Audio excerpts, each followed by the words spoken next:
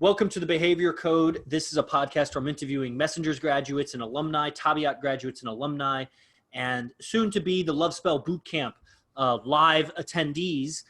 And so these are the top players in the IMC Nation, which is integrated martial arts concepts. But also I like to think of it as I am, I exist, I am. See? Do you see? I am. See? That's how I think of it. That's nice. But it definitely, it's a brand of our teacher and mentor, Rashdi Bazar. And, he's brought us, he hasn't even brought us together. This was my idea to do the podcast. I reached out to Fernando a while ago, but, he's putting out his message that attracts people. I put out my message, I attract people. And there's just a lineage of a following. He learned from his teachers, Manu and Bataba and Mystery. And I have my teachers also. And I'm joined today. If you don't know me, I'm Yogi Chris PhD. If you're catching this on iTunes or YouTube, leave a comment, subscribe, follow, all the good stuff. If you're on IG, we love participation. If you're on Facebook, we love participation. The fastest, bestest way for you to participate with us is to click the link to come to the Zoom. We're also live on Zoom here. This is what's recording the episode is the Zoom, and you get most readily interacted with on Zoom. You can even unmute at some points if we have time. We'll go about 45, maybe 40 minutes today. And I'm joined, I'm Yogi Chris. I'm joined by Fernando Caro, who is a realtor in the Los Angeles area, building a team, and really a lot of rapid evolution that I've seen. That's what we're talking about today. It's so interesting I said that. Rapid evolution of consciousness, of mind, communication, presentation, delivery, everything that would signal that somebody is mentally developed.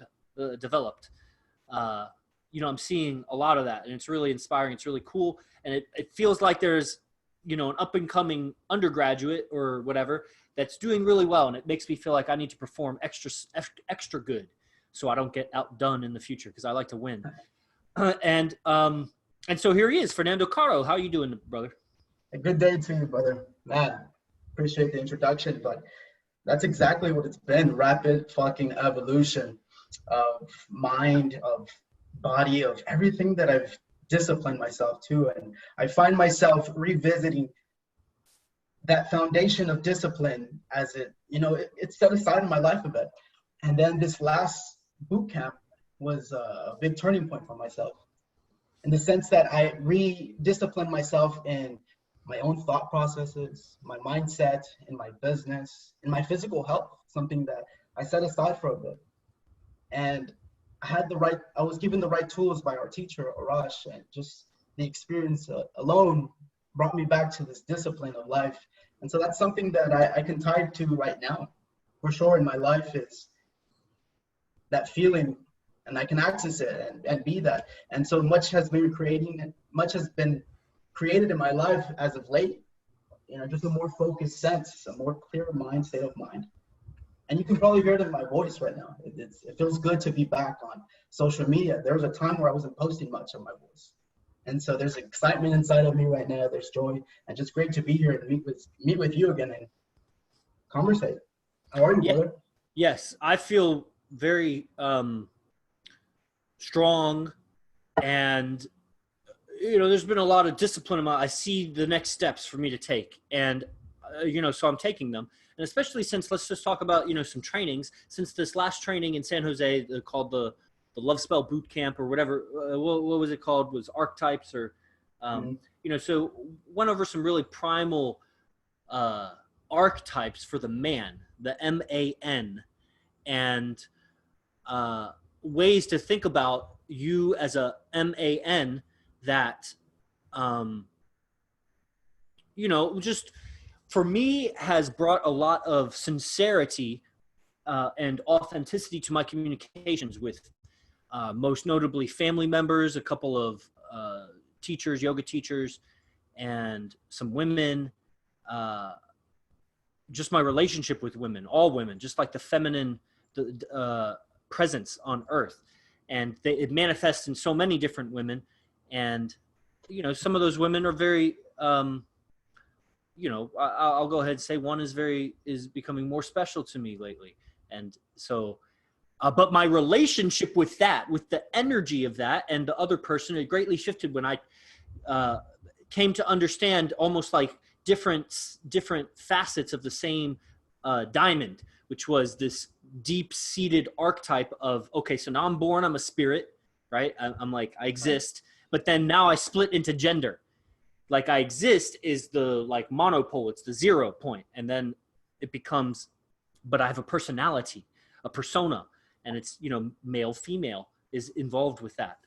And my relationship with that, my personality, I feel like my personality has almost like I reversed the clock a little bit on my personality. Like there was something much more, like I say, primal, I like to use this word, or ancient. There's something ancient about, that's a good word, right? There's something ancient about my relationship with my personality. You know, when I get into, that's the idea of the podcast name, is behavior code, the code of behavior. What I'm really talking about is genetic behavior, which is, I don't know if that's a real term. I just make it up. Like I make up these terms, like the genetic behavior code. And I feel as if I have shifted some of my conscious and subconscious so that it's more in alignment with what my genes are wanting to express. And so I feel a sense of power and, like I said, an authenticity and a directness from my soul to the world through my communication, because I shifted inside how I saw myself as an MAN, a man. And that's kind of the theory of it. I could give examples. I would want more time to pass before I give examples, actually, because the examples, I might be able to keep it generic. But anyway, that's what's up with me. What's your experience been since you know, the Love Spell Bootcamp? Because I know we got people watching that are interested in such an event. You know, it's a 2-day training in San Jose. You come live. There were like 12 people last time. There'll be about 12 to 15 people this time live in San Jose. So, you know, what's it been? What has shifted for you since the events from before? As you beautifully broke it down, brother, you know, the feeling of what a man and how I represent myself. And one of the teachings before we actually took part in San Jose, going live, that experience in itself, but the online lectures that are also included in the package of like joining these boot camps. And one of them where Rosh says, write some things down, 4 things, 5 things about yourself that you're very proud of, and stand on that foundation of that pride within yourself. And that was a lost art in many cases for many people, and myself as well. Where's the pride in you? And when I can revisit these ideas, I can now sense this feeling of, you know, admiration for myself in a stronger sense in my temples. And that's the viewpoint, and I can assess myself through the inside, looking out. And much of this bootcamp in itself is a transformational bootcamp, more so than what people or the outside might perceive it as. You know, it looks different, exotic, and I find myself in many communication lines where, you know, a lot of people are noticing us, this community, my friends, and it comes about a lot in my mind. But it's incredible to see that. I love to see the success of all my friends, you know, from all different realms. You're a yogi, a world-traveling yogi, but not just that, you're so much more. And to cross-brand and go on social media, someone who's built an entrepreneur archetype, and then building alignment with the same concept and ideas of a warrior archetype, and relating from there, that foundation, and that's fucking incredible to me. Definitely brings a richness to all of my activities. And it's interesting to even think of myself as a yogi. It's a fascinating concept. Like I don't know how much I think of myself as a yogi, but definitely, you know, the branding and the you know, what I'm putting out there for my business is going to be changing in these next. I didn't realize how difficult my taxes were going to be. I'm not going to lie.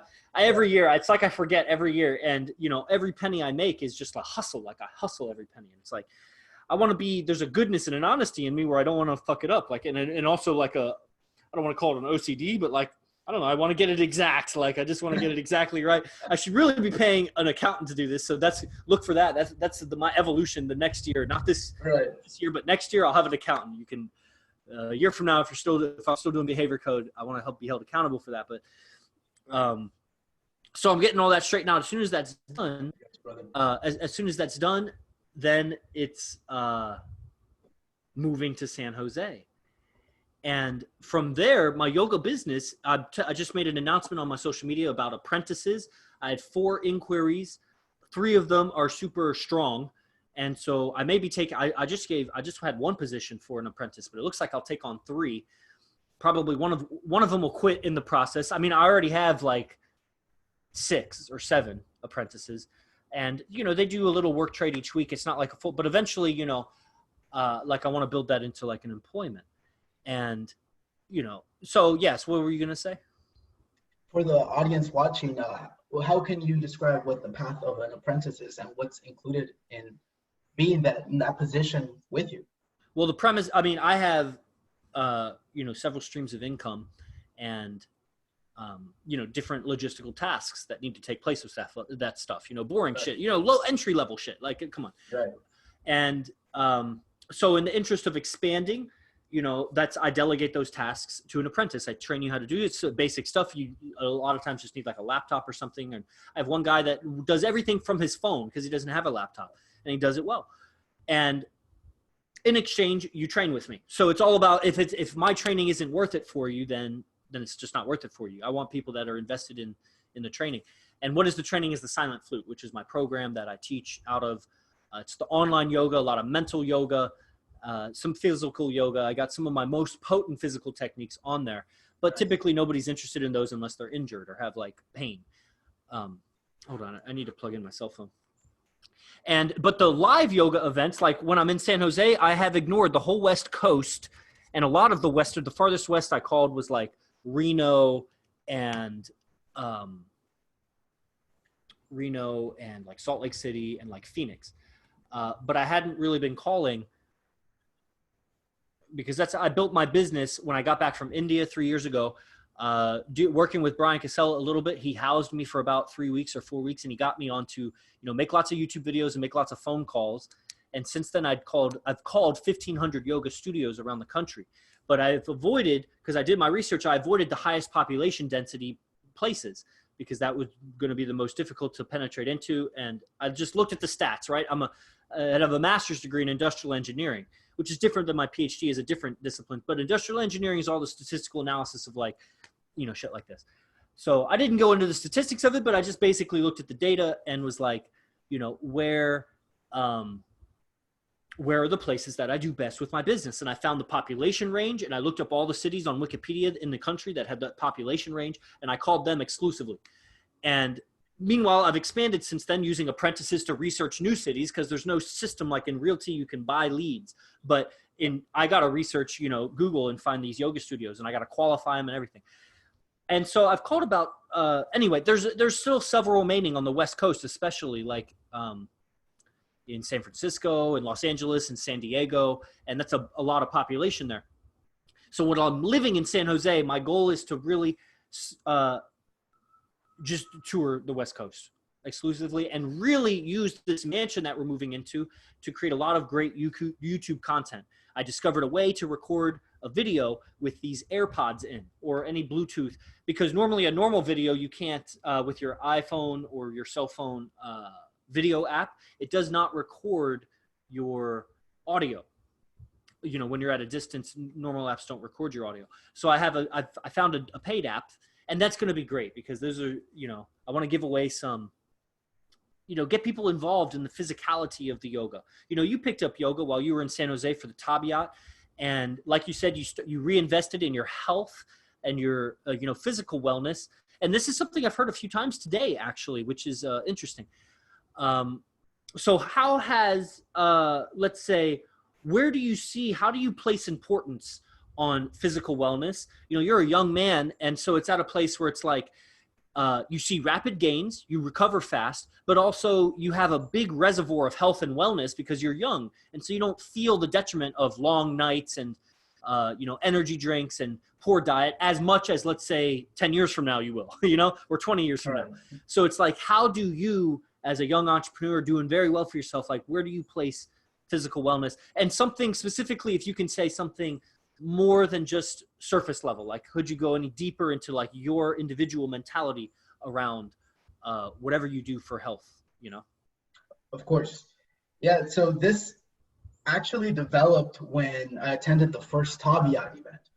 And the idea and perception of how I enter the arena of life in the mindset of my own physicality. And this took place when we went to IMC Academy and sparred against those guys. There was like this internal shift inside of me of brute aggression, but also a channeled focus, a mentality, a state of mind where, many athletes can present that as like a Mamba mentality, which is now a thing, Mamba mentality, or, this feeling of just senses, running through your whole body, survival at this point.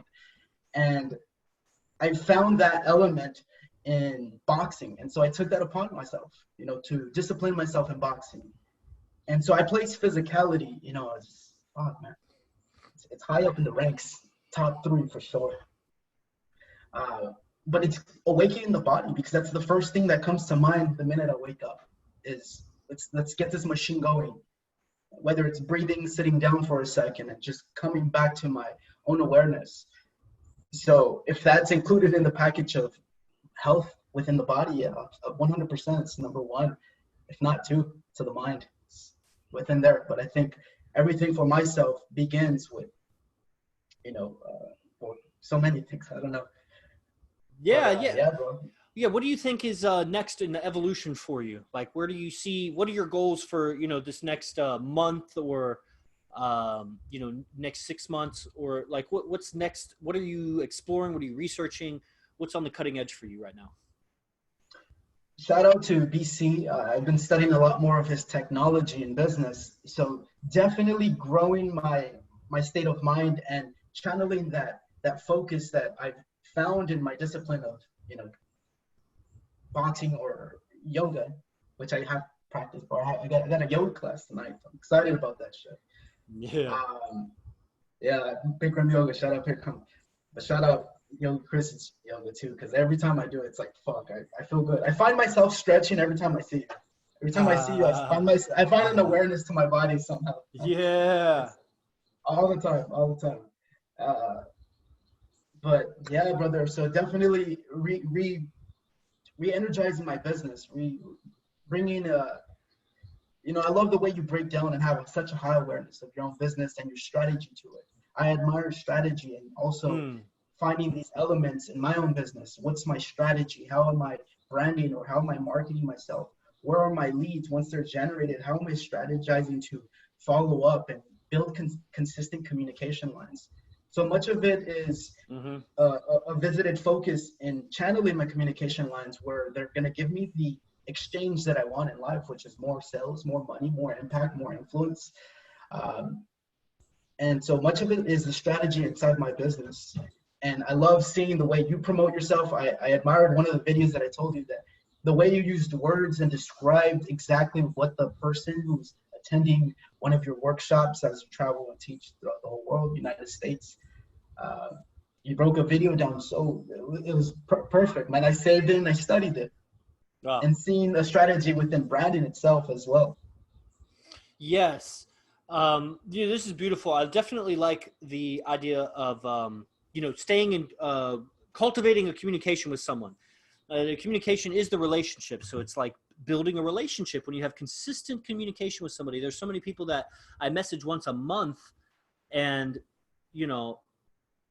sometimes I go harder on the selling. Sometimes I go softer on the selling. At some point and sometimes I'm in the sweet spot where it's like from the beginning, I naturally, if you do that enough, let's say you contact somebody once a month for 24 months. And sometimes you're just doing it like out of discipline, out of habit. You're not going to not do it, but every day is a little bit different. So some days you're more enthusiastic. Some days you're more like lethargic. Some days you're more like needing the sale. You need the money. Some days you're just in a happy-go-lucky mood, like, yeah, or whatever. But you're always approaching it like like you're doing your job, you're selling. And at some point you'll relax into a place where it's like, it's time to connect with John, or it's time to connect with Jane or Jenny. Like it's, hey, what's new with you? How's that thing? This and that. And if you extend that even more, 24 more months, at some point, if you just like infinitely, if you knew that every month you would contact them until the end of your days, and it didn't even matter if they were going to, buy from you, because over time you got to know them and you came to like what you found out about them, and they came to know, you know, eventually you would relax into a kind of a friendly communication with them, that when you get that reference, the next person that it's your first time communicating with them, or it's your second time, you can bring that relaxed friendliness into the beginning of the interaction. And, you know, I recently, Nice. you know, I was saying earlier, I hesitate to really talk about this sort of subject, but so I won't. So I will almost, you know, the cultivating this relationship, and this is how I have, you know, it's really amazing. I don't know what more to say about it. Like the patience that I've gotten from understanding the timelessness of my purpose. Like there's not a time limit on what I'm doing here. Like I have more vindication in what I'm doing is my path. And it's not the thing outside of me. That's what I was telling last night on the Silent Flute lecture. It's not the thing outside of me that I'm doing. It's the internal doing that I'm doing. The external is just like the expression of my internal doing. My internal process of living is my purpose, actually. And then the external is just like some skill or some job or some, you know, task.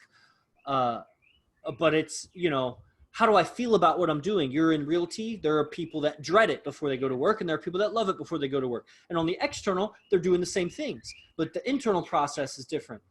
And let's say the person that dreads it, he wants to be a yoga instructor, but there are people who instruct yoga who dread going to teach yoga, and there are people who instruct yoga that they can't wait to go teach yoga. And, you know, so what have you, you know, I see you shaking your head, and I wish someone had, you know, it's hard for me to fathom, really, Fernando, that you're 23. And I believe, unless you've had a birthday recently, you're 24? 23. Okay, Just 23. turned 23. Just turned 23. Fuck, man. I'm really, really impressed. And I'm wondering, did you see yourself like a year or two ago? Like, did you see yourself getting to this place? And if yes or no, where do you see yourself going like a year or two from now? Like, how do you see that evolving? I couldn't say I'd see myself exactly where I'm at right now. It's sort of, I wake up and I'm grateful for every experience and the people around my life within proximity of who I have access to in the world, and the knowledge that I have access to at every moment. I did not see that 2 years ago when I first, you know, began to discover Arash and his teachings. And it was less than 2 years, about a year and maybe a few months. So just the evolution in itself has been, I couldn't even describe it. I couldn't explain it. However, I allow the outside, or I love hearing your words to the evolution, because you've known me from the very beginning. And so that in itself is an incredible experience. Now, from 2 years from now, with a lot of what we got going on at the IMC Mansion House, those ideas, growing and developing as a man, being able to present myself to the world with discomfort, you know, not so in my head and low to, I want to go to fucking with the Titans. I want to go to war to the Titans. Like, I'm willing to go all the way with, you know, these teachings and this knowledge and how far we can take it. I don't know what my ceiling is, but I can trust the information. I can trust what's coming to me. I can trust my relationships within men like you and succeeding people, seeing my friends succeed, and within everything that's within my life. So that's the best I can say, brother.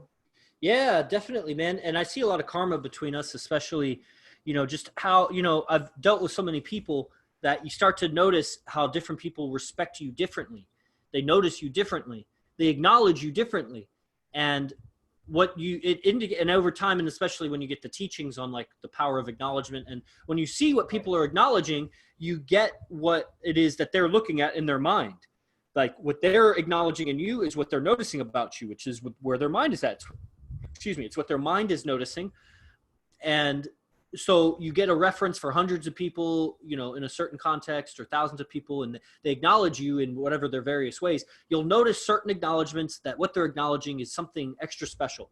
And then combined with, like, you know, I read about spirituality, all kinds of, you know, esoteric stories, and like a classic one would be like an autobiography of Yogi, of like the teacher student dying and being reborn again and again and again. And the teacher and student flip positions, where teacher one life, student the next life, and they kind of propel each other through time and remind each other, because like the student grows old and the teacher is born again as a child, and then they remind each other that, hey, you're on this thing. And so when you get like high references of stories like that, you actually, who knows if it's a placebo effect or whatever, but you start to notice, really cool shit like that with people you interact with. And, so I've noticed that with you. And I was going to say something else. It was really fascinating about what you were talking about. There was a question. There's a question here on Instagram. From Dilrod. Dilrod is one of those guys. He bought all my writings. By the way, if you didn't get No Fucks book 5, No Fucks book 6 is about to come out, and it's going to be really, really incredible. Better than all the rest. And there's 11 of them, if you didn't know. I have 1,100 bullet notes from the No Fucks podcast. And so I put them out as 99 bullet notes each time, edited, refined. The final book will come out. I'll put out an audio book with it. And right now my girl is making these really dope flyers for it. So check those out. Admire that artwork. And so Dilrod bought all of the No Fucks. I think maybe he missed like one or something. He bought my Sunday service book, which was a 20-page pamphlet of notes from all the Sunday service podcasts. And he bought the little-known Sex Sutras and the Sex Sutras 2. So these are two 30-page, kind of like the game. They're stories that tell a story of weekend training with Arash. But it was basically, you could say it like, it was almost like a one-on-one with Arash for 2 or 3 days, but in Hollywood. And he just took me around with him. Everywhere I went was just like free access. And he's just like, write a book about what you see. So I wrote the Sex Sutras and I wrote the Sex Sutras 2, and Dilrod bought both of them. He asked me, hey, how much would you charge for this? And I was like, this. It was $30 each or something. Figured $1 a page is fair. And so he has a question. So this is a high-level guy. He knows the information. He says, what in your perspective makes someone high level? High level. Well, I mean, it's all contextual, like high level in what? But I think like Mo says, he says awareness. It's awareness of what? So high level tennis player is, versus a high level, human, a high level communicator, a high level realtor, a high level yogi. Ideally, hopefully at the highest level, a high level anything is just a high level. They're just high level everything. So high level is a good verbiage to, indicate a great potential to create change, to impact your environment, a great focal point of attention, and a cause point. High level. That's what I would say. What do you think about that, Fernando? Yeah, something that's measurable, something that has a potential to it. When you begin to reference high level, you start to become acknowledged by the outside stimulus as well as something that has a denser magnitude or a deeper essence. You become deep in a sense, deep with life, deep with thought, deep in creation. And so people who have, the outside, or what's evident is seeing someone who's high level in reference to someone who has a lot of money, right? That's a high level man because he has a lot of money. He's deep in that knowledge of that life, of that creation. So again, as you said, it's contextual. For sure. Okay. So where do we go with this? What, with the behavior code, the idea is it's a code of behavior that, what is behavior code to you? Let me hand it to you, because I could talk all day about this idea of behavior code, but what is that to you? If we break down the word, I can see it and I can perceive it as being, having. Be, do, have. It's a concept from Hubbard. And it's what's your behavior in this moment and how are we behaving with ourselves in life.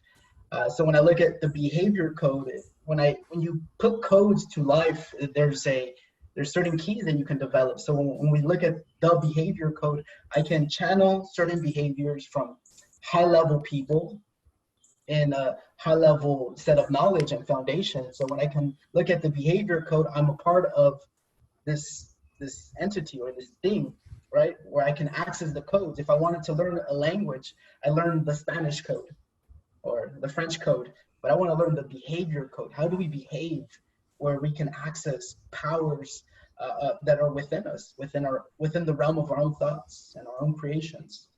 And yeah, that comes to me now. Totally. I was working with a client today, and he was talking about, he's a realtor actually in Atlanta, and he was shadowing somebody because he was hitting some roadblocks in his business. And so he went and shadowed this higher level guy that closed like 100 deals a year or something. And he says that he was talking about breaking out of his preconceptions, you know, some of his beliefs about how to behave, out of, you know, his what he said was that he saw the guy make decisions and take actions that were counterintuitive to him, that he would have done something different. And he heard the guy say or do something other than what he thought should be done. And he saw the positive impact and how it was mind blowing to him that like, oh, I could have done that, because it's not like so difficult to do that other thing. It's just, it wasn't in our consciousness or awareness. And that's all he had to say about it. And him and I have this kind of relationship that's, it's very interesting because this guy makes so much more money than me. It's ridiculous. But he, you know, I believe I am unplugging myself from the matrix by having adopted a language that's outside of the normie language. And I continue to use it. I use it. So it's not enough that I heard it. I communicate it outward, and it organizes everyone around me. So I end up creating a bubble, you could say, within which I'm in my matrix, that I'm safe, that my words repel danger to some extent. I mean, there's, you know, somebody could shoot a spear through it, but so him and I have this, and we've come to this understanding in our communications that really that's what he's coming to me for. That, because what am I going to do to help his real estate? But I talk in ways that when you tell me a story about your life, this is how the last session went, where he tells me the story about breaking free out of his paradigm by shadowing this realtor. And so I was like, yeah, that's like my relationship with the Rosh, like, you know, blah, blah, blah. And I go into it, you know, when you see someone in the same situation, when you look through their eyes and I'd have this practice of when somebody's talking that I literally like, I take on the eye expression that they have, and I take on the voice that they have. And I just pretend like I'm mimicking them in real time, like as they're doing it, just slightly, just as they're doing it. So I'm still listening to everything they're doing, but I get the energy of that, what they must be experiencing inside, that's creating that kind of communication. Right. And so it's an empathy practice. And, you know, so I do that when I'm around my teacher and I see him behave in ways and make decisions and things that aren't so complicated, but are not what I would have done. They're not what I would have done. And it breaks me out of my paradigm of thinking, because why did I expect another behavior to happen was my paradigm of thinking. I have a paradigm, you could call it like a whole code. Like there's this complex code of thinking that I think this or that should be done. And, you know, breaking free of the matrix, I think, is twofold. I want to get your take on this. I just realized this like a day or two ago, that and through the help of a new relationship, that in that communication, because my relationships are very intense. So I communicate a lot. You can tell I talk a lot anyway. And I just want, because it helps me connect all the dots of what I understand. And so anyway, it's the idea of one is being very skillful to create the causes you desire, but then also being very, like, I mean, totally, the goal would be like completely accepting of whatever is. So wow. The skill to cause and the willingness to accept like everything. And actually, I think this comes from L. Ron Hubbard. Now I'm realizing to cause only that which is acceptable by others, or something like that, to cause only that which is pleasing to others and be able to accept anything. And this was the two, I think, principles or something for happiness. Very stoic. It's kind of like stoic. You remember Marcus Aurelius and, like, you know, only, what do you remember from the Philosopher's Stone, the Messengers? talking about the, Stoicism, existentialism, and objectivism. Well, brother, that was an incredible and very, very packaged, dense, rich in knowledge. What I remember directly, and quoting and reciting back to the philosophies and ideas, it's something that I can experience and observe happen when circumstances of life present themselves. I can now stand on the foundation of philosophies at that moment. The words don't come to me, but the beingness of how to carry that philosophy is there. And I can absorb that in many instances of life, many moments of life. Especially when you're challenged from the outside, I can stand on philosophy and the ethics of that to keep myself safe with communication. And as you mentioned earlier before, is the communication creates a safe place for yourself. I'm constantly creating that with the technology that we learned from that event. But I love the way you break it down, brother, because it brings me back to that information. It brings me back to the ideas and what was present in that moment. And so I like to hear your take, breaking down the matrices, especially with your life right now, with your experiences of it. Well, there's definitely relate back to it. Yeah. Well, there's definitely, the push and pull of dealing with women. It's one of the most stimulating activities of life. And like I said, I don't want to put too much oddness on it. I have one more important relationship than others right now, but I consistently and regularly interact with as many women as possible.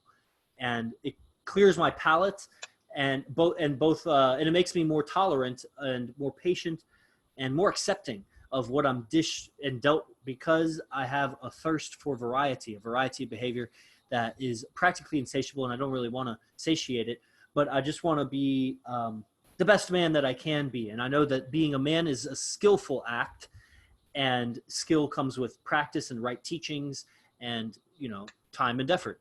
And so I'm putting that in. So dealing with the feminine energies of the world, being, able to acknowledge what I can control, what I can't control, has been huge. The willingness to combat hate or combat passive aggression or combat criticism with humorous criticism, just compounding it, like adding on to their humor. The willingness to laugh at myself, but in a way that shows a kind of social aptitude that lets the person know that, if I'm willing to tease myself this hard, imagine what I'll do to you if you keep it up, kind of thing. And, the absurdity of life has become more clear. And I meditate on this almost every morning on this side. I don't know if it's a mantra meditation. I have certain thing that I say to myself as I'm breathing in and breathing out, that I recognize the absurdity. Everything looks absurd to me. My whole life is absurd. Like, this is absurd that I'm even here doing this. What is this? This is an absurd activity. Like, totally absurd. Like, I was not born to sit in front of a screen that's shining at me to talk to nobody's here. And like, this is so absurd to me. And then that helps relax the pressure a lot of times. And I think it's not so much something that I use in the moment, because when I'm in an emotion, it's difficult to break free of that. Right. What needs to happen is an intervention before the emotion really occurs, like before the thinking processes that cause the emotion. And, but definitely I've also taken a newfound pride in in product, in what I produce. And that when I produce something, there is something to be proud of. When I've made a change, when I've made a difference, when I've created something that someone else can recognize, like that is the rest is invisible. Something internal that's great, but we only want to change the internal so that I change the external. And, so I've turned my focus. I think there's a lot more pride to be found, but I've turned my focus more to what am I actually producing and putting out there, and taking accounting that of what I produce. And that's all from Philosopher's Stone, that one event. That's what, how that changed me. So we got about maybe 5 more minutes or so. Any last subjects you'd want to bring up? What's next for the audience? I know a lot of my people who follow me in my community, my social medias, are beginning to recognize the teachings and the philosophies here that's being presented.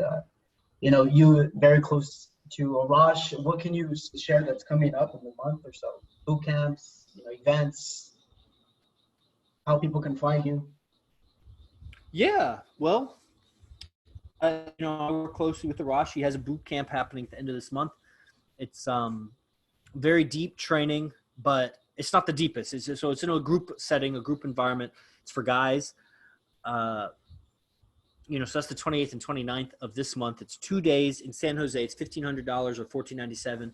There's an online version, and this is, you know, really if you're wanting to transform your relationship and your dynamic and how you interact with your woman or your girlfriends, whatever you got going on. If you don't have a girlfriend and you're looking to shift something inside to become naturally more attractive and more competent at what you're doing. I mean, just look at Arash and his lifestyle, and look at me and look at Fernando, look at the changes that we're going through and the confidence that we exude. There's a certainty here that is very comfortable for the people that get close to us. And it's very uncomfortable for the people that want to compete with us. And I like that a lot. It reminds me, I'm a yogi, but it reminds me of wrestling. It reminds me of hunting. It reminds me of just being a competitive person all my life. And so there's that. Anybody that's interested in training with me, I mean, just follow me on Instagram, start with that, see if you like my stuff. I teach a lot of, you know, DC is here on Zoom asking a question about what are the best communication techniques to use when you're in a group of people to create the best time for them. And, you know, so these are the things that like I would teach in the silent flute. Basic is just acknowledge everyone's presence. Say hello to everyone when you come into the group, you know, and acknowledge when people talk and don't cut them off, and listen and learn to smile more and ask questions and notice when people are enthusiastic and ask questions about those things that they're enthusiastic about. And I mean, those are basic techniques but you know, for more depth in that, come to the Silent Flute is my personal training program at ninthlimb.com. And so that's me pitching myself. Are you going to be at the boot camp this month, March 28, 29? I will be, certainly. Yeah. Ready for the next evolution of everything that, you know, this is creating. It's a very exciting time, and I always look forward to every month representing ourselves, showing up to San Jose and gaining and becoming and transforming again. Yeah, leveling up for sure. And I'm really excited. I should be done with my taxes ASAP. And then, I'm told that the process moves very quickly for renting a big house once, you know, you're able to sign. I just need to finish my taxes to be able to sign. And so that's very exciting. So that, I mean, my goal was for that to start happening April 1st. And that would be right after this boot camp. So I might end up just like staying in San Jose. Who knows? I might even like drive there or something. And so anybody interested, come to San Jose, send me a message.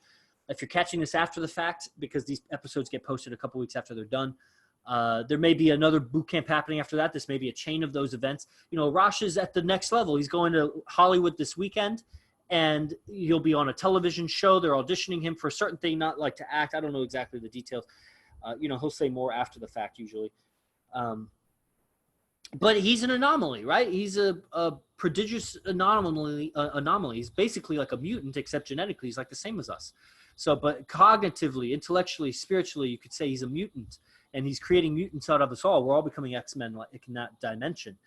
And it's absurd that the world hasn't noticed, but it's, you know, when you see who the powers that be are, you can see why they wouldn't want to notice. But there's a big power shift happening in Hollywood and in politics, and now is the time to notice. And at some point, he'll be inaccessible to the normies, which is everybody who's not training with him now. You're normal.